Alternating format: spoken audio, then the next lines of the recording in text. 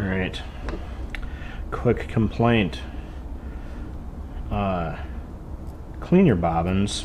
When you're sewing, you will thank yourself later, but when you're done with a color, if you've got no bobbins left and you decide you need to switch thread colors, clean the old thread off, because every time you add a layer of thread, because don't want to clean it, you're just making future you or future whoever uses your sewing machine a mess of trouble. So and it's really quite easy when you've only got a little bit of thread left on a bobbin to just grab your seam ripper and hook those last few threads and just cut them off, so that you've got a nice clean bobbin to work with.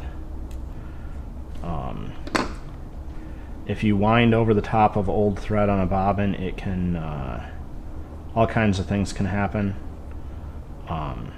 but mostly you just have less thread capacity on the bobbin and you just have to clean your mess up later, and it's a real pain.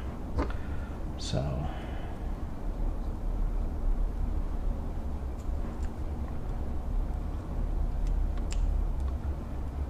as you can see,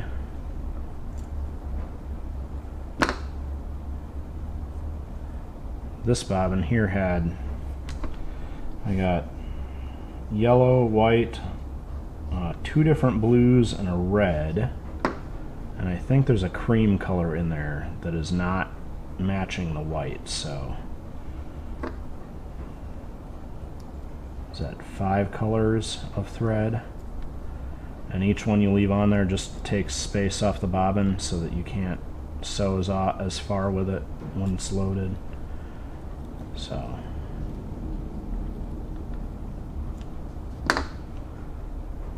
and then you can end up with compounding problems too, where if you don't wind the bottom layers of your bobbin properly,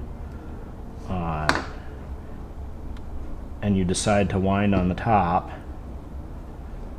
that soft layer underneath, when you go to wind the new thread on top, the new thread will work its way into the bottom layer, and then you'll end up with a tangle on your bobbin, and you won't be able to sew anything because it won't be able to pull the new thread free from the old thread. So clean those off.